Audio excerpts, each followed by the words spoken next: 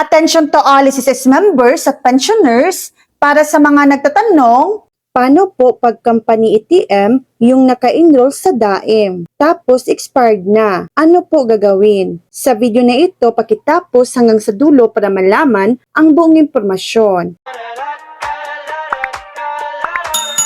Kung company ATM ang naka-enroll sa SSS DAIM at expired na ang ATM card, ang dapat gawin ay depende kung aktibo pa ang bank account. Kung aktibo pa ang bank account, kadalasan ang kailangang palitan o i-renew ay ang ATM card lamang. Makipag-ugnayan sa inyong bangko para sa replacement ng card.